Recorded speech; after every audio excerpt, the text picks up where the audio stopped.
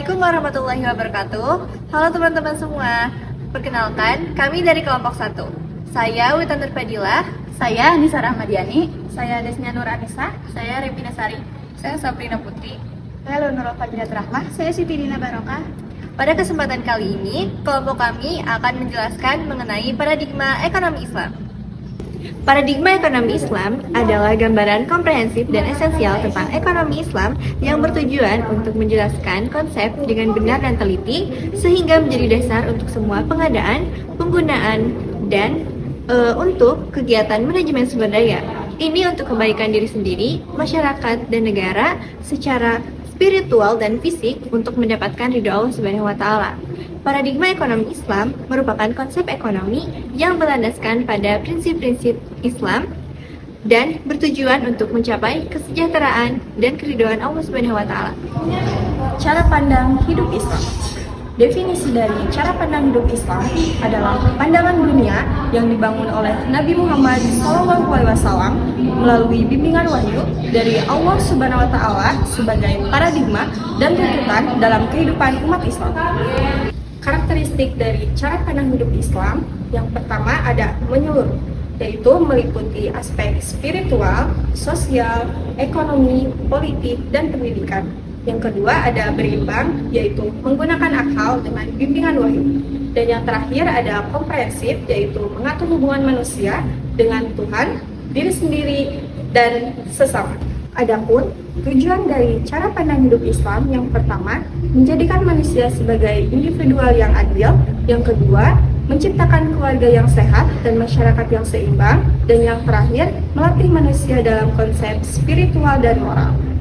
Adapun konsep penting dari cara pandang hidup Islam, yang pertama ada tauhid, yang kedua khalifah, dan yang terakhir ada amanah. Pendekatan Islam terhadap masalah ekonomi. Pendekatan induktif. Yang pertama, memahami fakta, memahami seluruh akar permasalahan. Yang kedua, memahami nas, memahami sumber hukum yang relevan. Yang ketiga, penarikan hukum, menentukan status hukum syariat. Selanjutnya ada tahapan pendekatan deduktif. Yang pertama, menentukan jenis khitab atau seruan.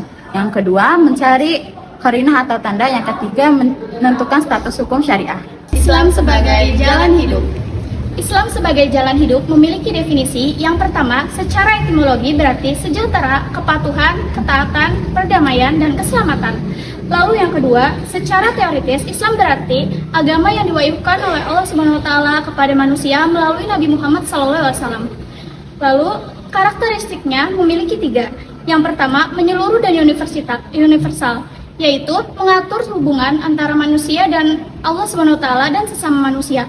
Lalu yang kedua, yaitu ada integral dan komprehensif, yaitu mencakup segala aspek kehidupan. Dan yang ketiga, berimbang dan terintegral, yaitu tidak merekomendasikan pemisahan antara berbagai sisi kehidupan. Komponen ajaran Islam terbagi menjadi 3. Yang pertama, akidah, hukum iktiqadiyah, mengatur keyakinan dan iman kepada Allah Subhanahu wa Ta'ala.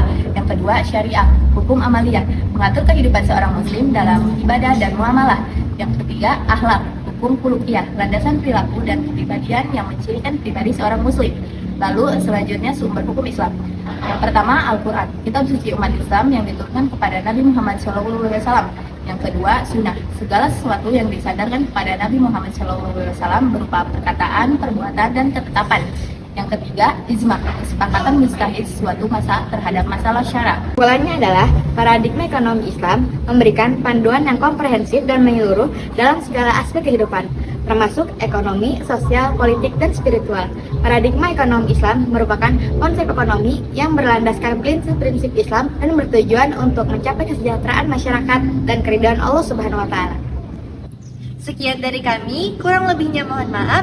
Wassalamualaikum warahmatullahi wabarakatuh.